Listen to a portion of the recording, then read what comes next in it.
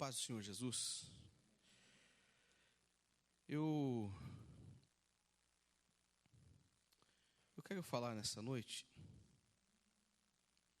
no livro de Tiago, capítulo 1, versículo 2.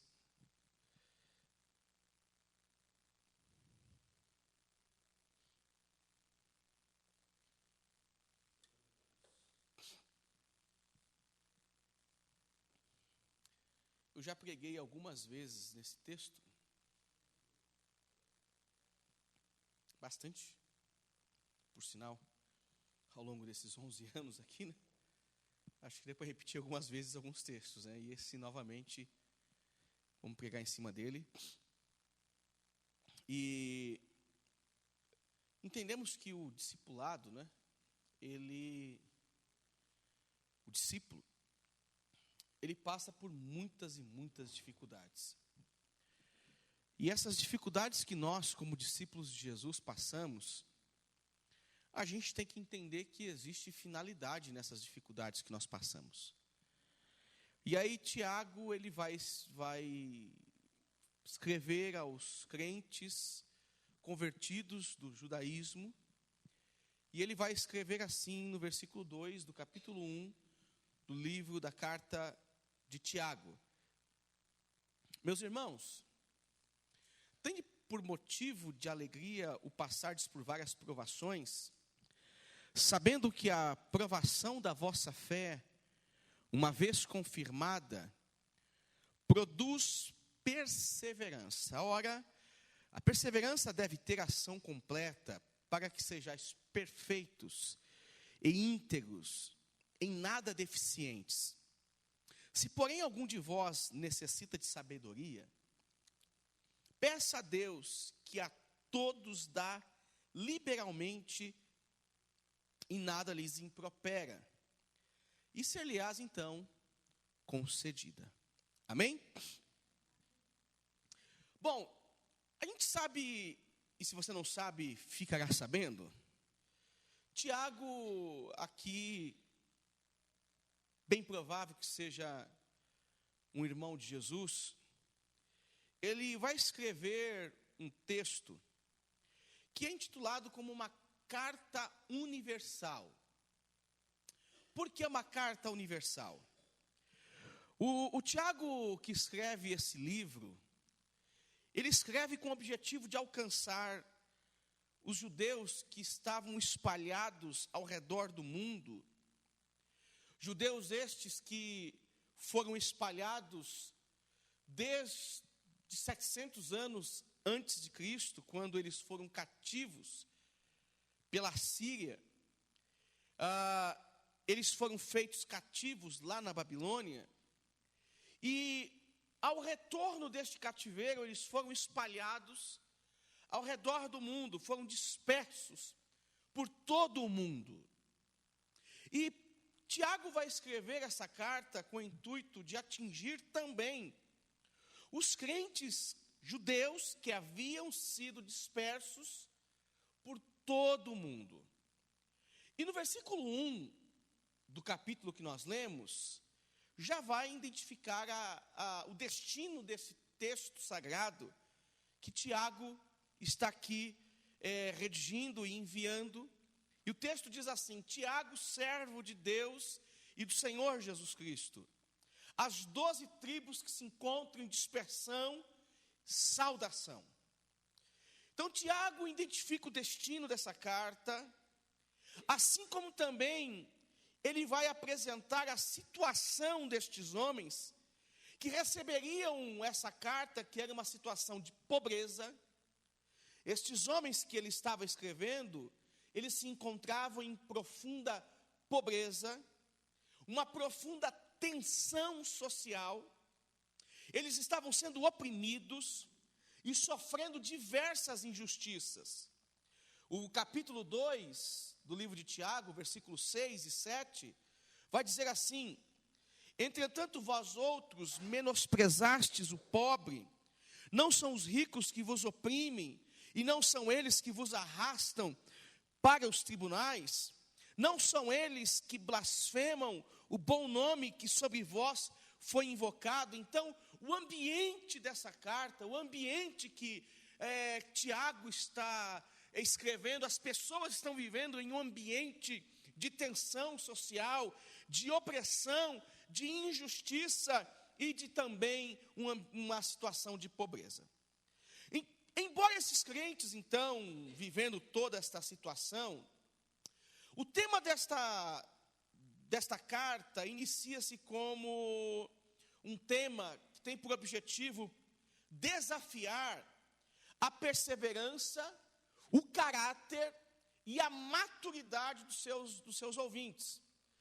Tiago está querendo fazer com que estes homens que vão receber esse texto sagrado, esse texto motivacional, que eles venham entender o sentido da perseverança, a razão pela qual eles devem perseverar, e eles venham também adquirir um crescimento em seu caráter por meio da maturidade que a fé irá proporcionar a eles. O versículo 2 e o versículo 3, iniciamos Tiago dizendo: irmãos, tende por motivo de toda alegria o passardes por várias provações, sabendo que a provação da vossa fé, uma vez confirmada, produz perseverança.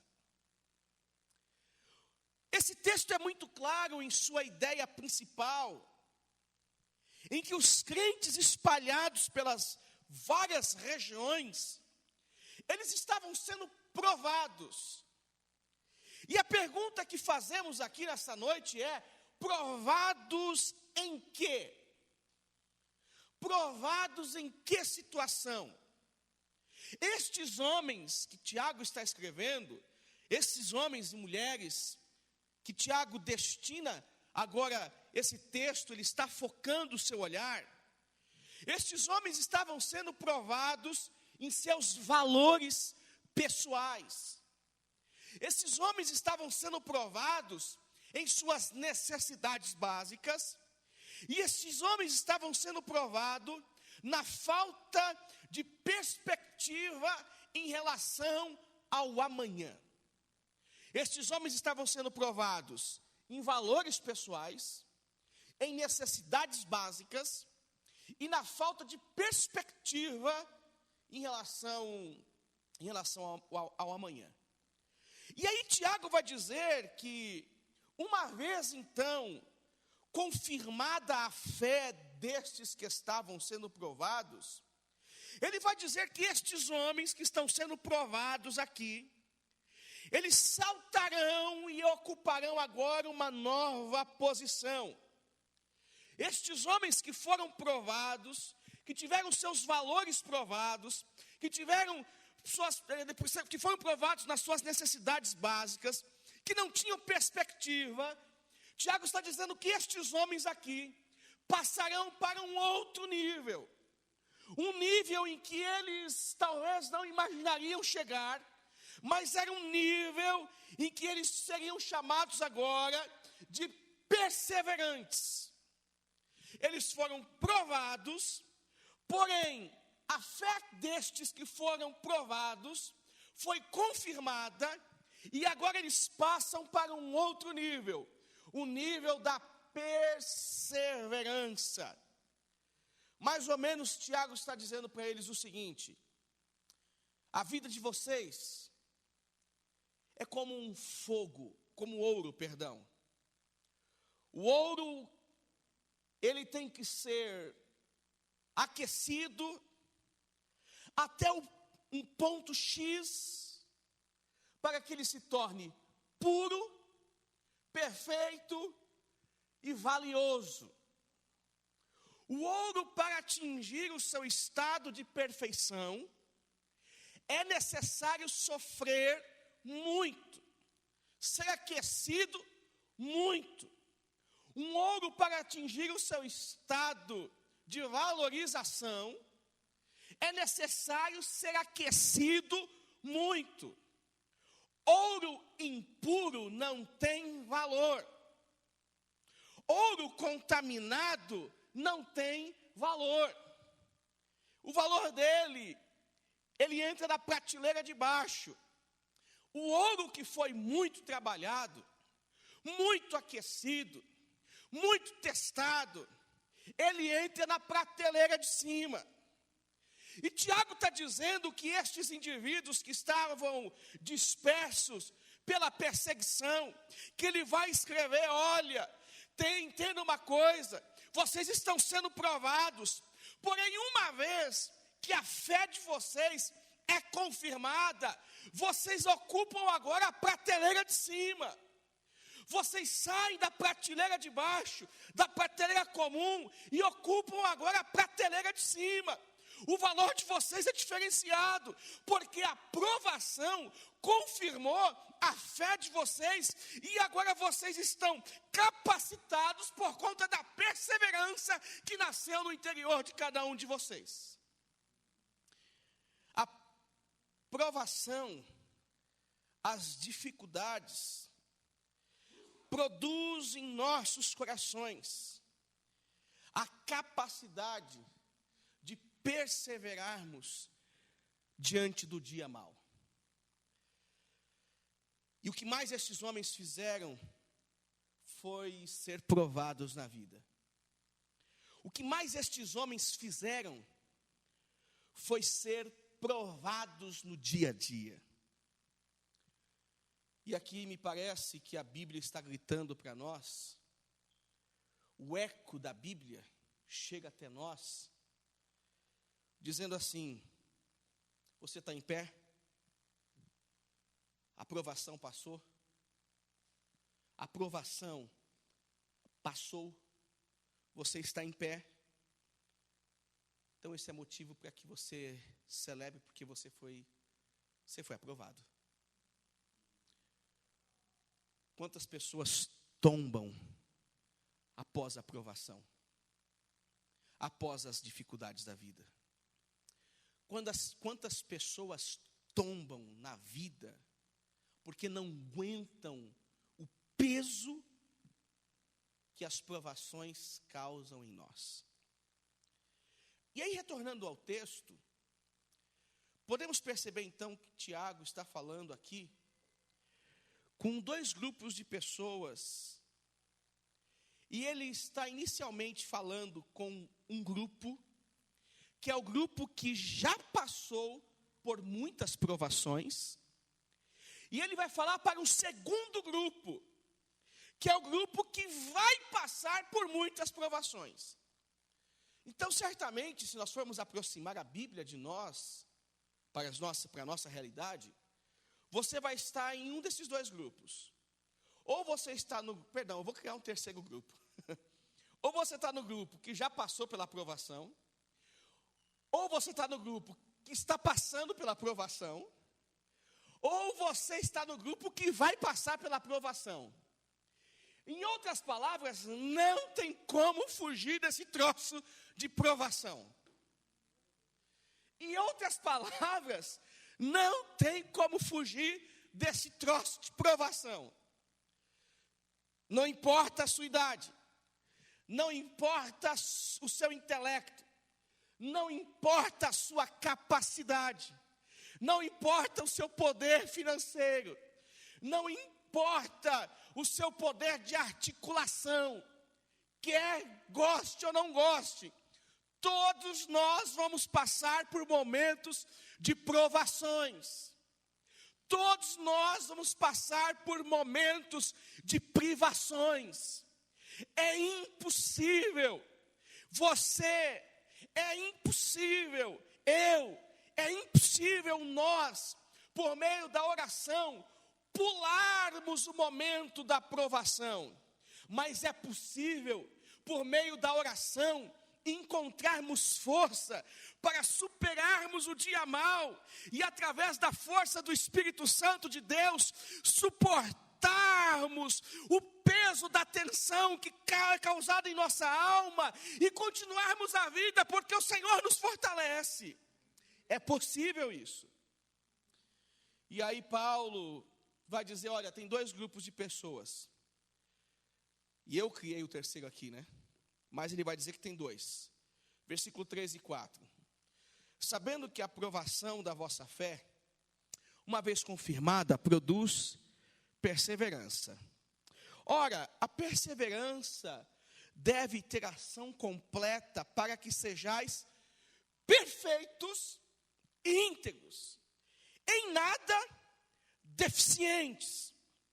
Em outras palavras, entenda isso, por favor, e pare de se queixar de algumas coisas que acontecem na sua vida.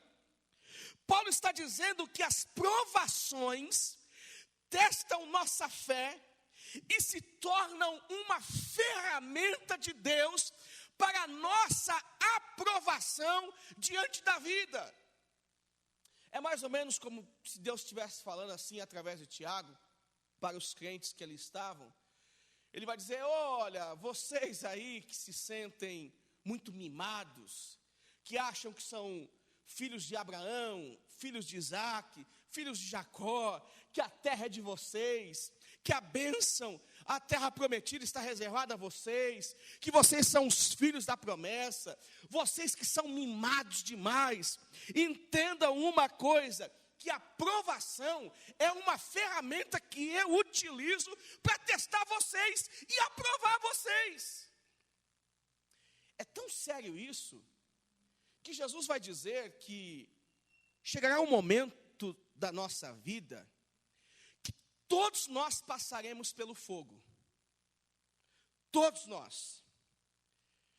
Todos nós passaremos pelo fogo. E esse fogo vai separar a palha, o feno, do ouro e da prata. Este fogo separará as coisas destrutíveis, as coisas que se consomem, das coisas que não se consomem. E, meus irmãos, se nós entendermos que a fé é algo que, se nós nutrirmos de forma séria, correta, a fé é algo indestrutível. Indestrutível. Como assim a fé é algo indestrutível, Fernando? Porque muita gente desiste. É porque a sua fé não passava de palha e feno. Porque eu vejo gente morrendo por causa do evangelho. Hoje eu vejo gente morrendo por causa do evangelho. E o que é isso? É fé como o ouro e como a prata, que não se destrói facilmente. Então, Tiago está dizendo aqui para as pessoas que haviam se dispersado, ele vai dizer, gente, a aprovação da vossa fé, uma vez confirmada, ela produz perseverança. E a perseverança tem a sua ação completa para que vocês sejam perfeitos e íntegros, em nada sejam deficientes. Um homem chamado Douglas Moo, ele escreveu assim: cristãos maduros são o produto final da provação. Cristãos maduros é o produto final da provação. C.S. Lewis, ele cita uma frase que ele diz que Deus tenta falar conosco por meio das suas ricas bênçãos, mas me parece que quando a gente não consegue ouvir, ele grita por meio das provações. Ele grita por meio das provações. Me parece que nós temos uma dificuldade enorme, o ser humano tem uma dificuldade enorme de perceber a vida e de perceber os valores da vida quando as coisas estão aparentemente bem. E aí Deus vai lá e solta o seu pitbull, que chama-se provação. E às vezes esse pitbull tem nome, chama-se diabo. E às vezes esse pitbull tem nome, é diabo ou o nome que você quiser. E a gente não entende do porquê que as coisas estão acontecendo. E a gente continua com o mesmo estilo de vida, com o mesmo caráter, com a mesma personalidade, com os mesmos valores, e sendo provado, e Deus gritando, falando conosco: olha, eu quero te tornar uma pessoa íntegra, inteira, perfeita, de forma que você não seja encontrado em nada deficiente. E você está lá dizendo: Deus, por que eu estou sofrendo tudo isso? Ah, Deus, eu não mereço, sou teu filho. Ah, Deus, eu não mereço tudo isso. Tiago vai dizer: gente, a perseverança, uma vez adquirida, ela tem a sua ação completa. E essa ação prova ao indivíduo que está vivendo este cenário, que ao final de tudo, ele sairá desta situação maduro e inteiramente afetado pela fé. Ao final de uma provação, este indivíduo sairá íntegro e sem variação no seu coração. Maduro para quê? Íntegro em que sentido? Maduro para entender que a vida não é uma equação lógica. Maduro para entender que nós não podemos reduzir a fé à minha satisfação. E íntegro para entender que o que ocorreu não venceu a minha fé, mas fortaleceu a minha fé. Quando Tiago vai falar sobre integridade, ele vai falar sobre integridade comportamental. O que ocorreu me fez ser uma pessoa melhor. E aí, voltando ao texto de Tiago, o versículo 4 e o versículo 5, vai continuar dizendo assim: ora, a perseverança deve ter ação completa para que sejais perfeitos e íntegros, em nada deficientes. Se porém algum de vós necessita de sabedoria, peça a Deus, que a todos dá liberalmente, e nada lhes impropera, e ser-lhe-ás concedida. Tiago falará a esse segundo grupo, dizendo: olha, vocês que estão falando com aqueles que já passaram por muitas provações, eu vou dirigir uma palavra a vocês. Vocês que estão passando por algumas situações e ainda não chegou ao ápice, eu vou dirigir uma palavra a vocês. Peça sabedoria. Salomão, no livro de Provérbios, capítulo 8, versículo 35, ele vai dizer: porque o que me acha a vida e alcança o favor do Senhor. E o contexto desse capítulo é a sabedoria.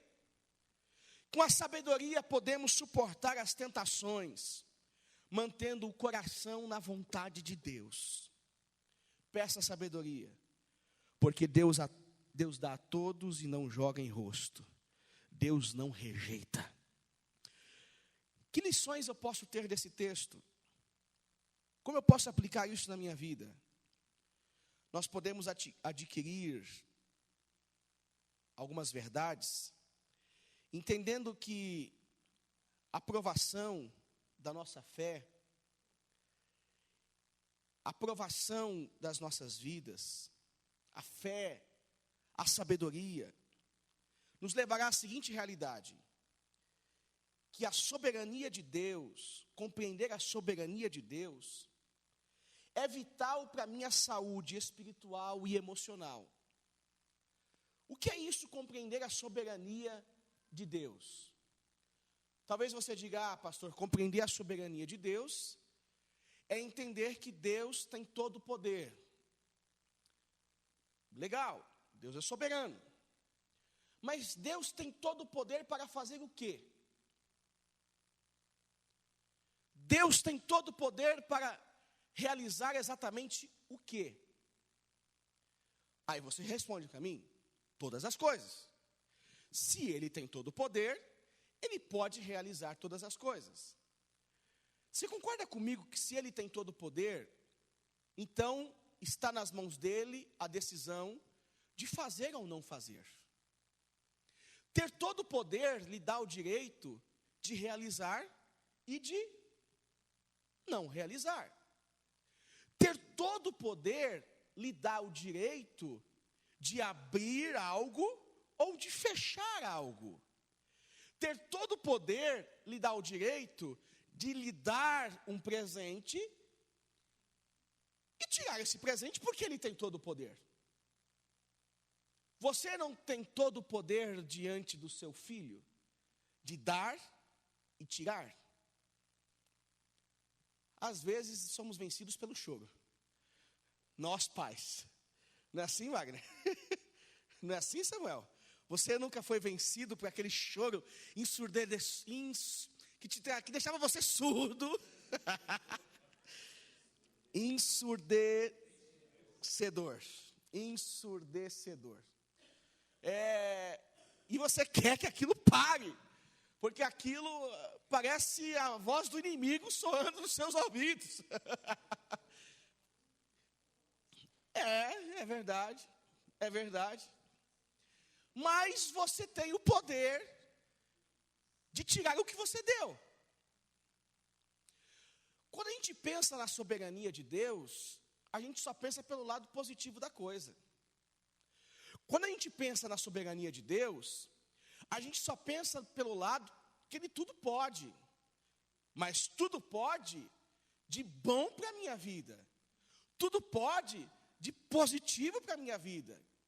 E a gente não admite a ideia de que aquele que tudo pode, realmente tudo pode em todas as esferas da vida. A gente não admite. Eu estou falando aqui alguma coisa nova e descobrindo a roda para os irmãos? Estou inventando a roda? Não estou inventando. Porém, isso não é uma realidade no nosso dia a dia em relação à nossa fé. A nossa fé só compreende a soberania de Deus a partir dos seus benefícios e não a partir da sua plena vontade. E os benefícios de Deus é tudo aquilo que me beneficia. A gente não entende o não como um benefício. A gente não entende o não como algo produtivo para a minha vida. O não é um prejuízo. O não é má vontade. O não é rejeição. O não é alguém que não se importa. Vai dizer que você não é daqueles que fica bicudinho quando alguém fala não para você. Não, pastor, eu sei administrar muito bem. Sabe, o teu chefe sabe como você administra muito bem quando ele fala não para você. Tá bom, hein? Eu estou avisando. Vocês não querem que eu faça isso? Tá bom, hein? Lá na tua casa, as pessoas sabem quando você ouve um não e como você reage. A Ângela.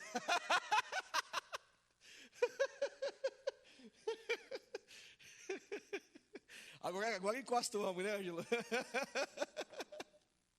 Ai, Jesus.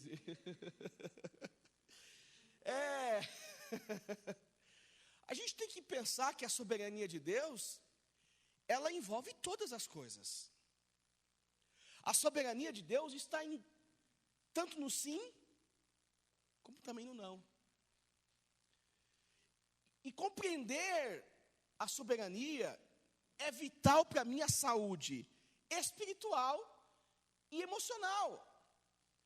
Porque quando a gente ouve o não, e o não de repente não precisa ser literal, mas de repente você vê a pessoa que você ama sofrendo, e parece que Deus não está fazendo nada. De repente você vê a pessoa que você gosta tanto sofrendo, e parece que Deus não está fazendo nada. Compreender a soberania de Deus é vital para a minha saúde espiritual, porque eu não vou atribuir as maldades, a crueldade a Deus, dizendo, o Senhor permitiu, porque o Senhor não me ama. Compreender isso me traz saúde emocional, porque isso não vai me fazer parar. As pessoas que não interpretam, não compreendem isso, elas param na vida, desistem da fé, desistem de tudo. Segundo, a aprovação, e esse texto me traz uma segunda lição, que toda aprovação é uma oportunidade para revelar quem eu sou. A aprovação revela a minha fé, e a aprovação revela quem eu sou. Porque a nossa forma de viver está atrelado em tudo aquilo que é positivo ao nosso redor. Quando tudo aquilo que é positivo ao nosso redor se desmorona, nós revelamos quem realmente somos. Nós revelamos do que realmente somos feitos. E tem gente que parece que é feito de uma capa de santidade, mas por trás existe lá um grande tribuloso, tribulosa.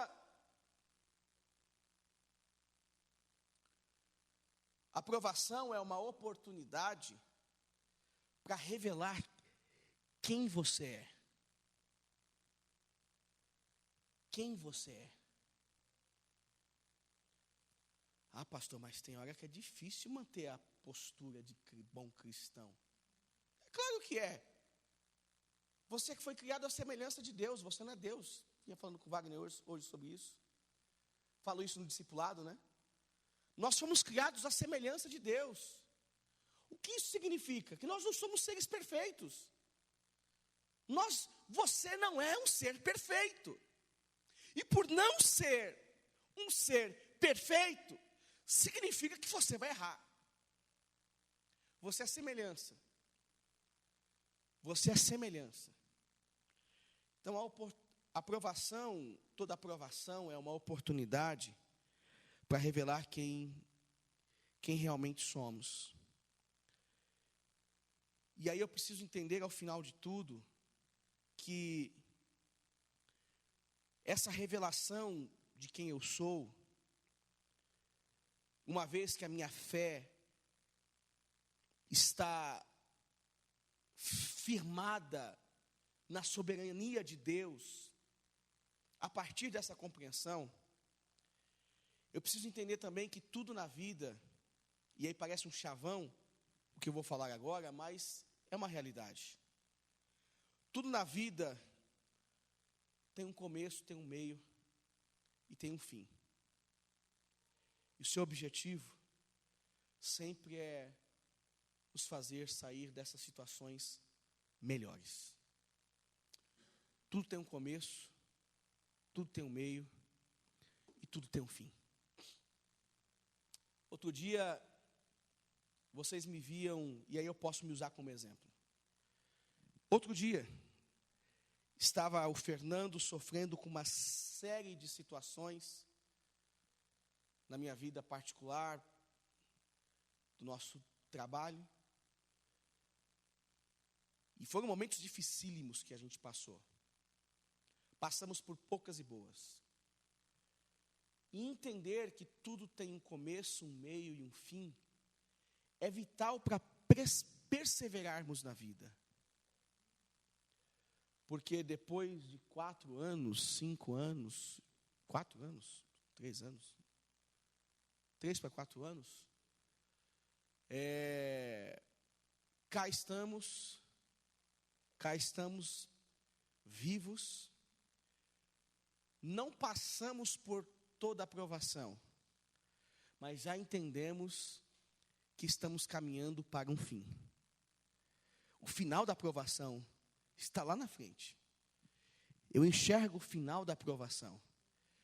Já passei pelo começo, já passei pelo meio, e agora já estou na reta final. Vai chegar um final da aprovação. Vai chegar o final. O que às vezes te falta é isso. É compreender que todas as coisas, Paulo tem um começo, um meio e um fim. A nossa ansiedade faz com que nos tornemos cegos e faz a gente entender que não éramos merecedores de estar passando por tudo isso. Mas que tipo de pessoas hoje nós somos?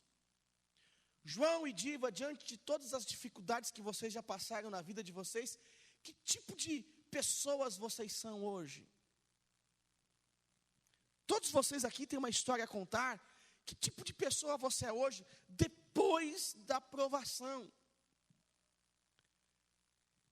Então, Tiago tem toda a razão em dizer que a provação tem um fim. A provação tem um objetivo. A provação, ela tem uma finalidade. E essa finalidade é justamente provocar em nós perseverança.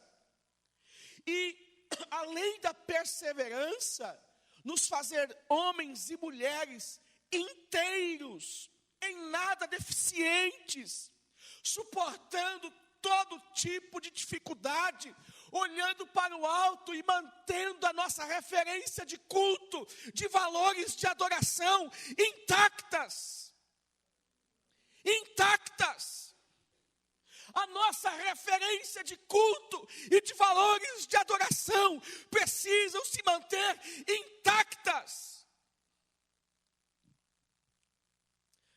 Paulo vai dizer isso. Então, se alguém precisa de sabedoria, peça a Deus. Porque a sabedoria vai fazer você enxergar a vida numa outra perspectiva. E entendendo o sentido da provação, como discípulo, você vai ver que no final de tudo tem ressurreição. Como discípulo, no final de tudo tem ressurreição. A morte de Jesus, a cruz do Calvário, era uma grande provação para os discípulos. Mas ao final de tudo, aconteceu a ressurreição. Pensar na vida a partir dessa perspectiva me faz entender que tudo tem um começo, tem um meio e tem um fim. Tenha fé. Não desista. Que a sua fé se mantenha intacta. Que a sua perspectiva de adoração, quando você olhar para o alto, o seu objetivo de culto se mantenha intacto. Porque no final das coisas, no final das contas, perseverando, sempre acontecerá ressurreições interessantes. Ressurreições bem interessantes.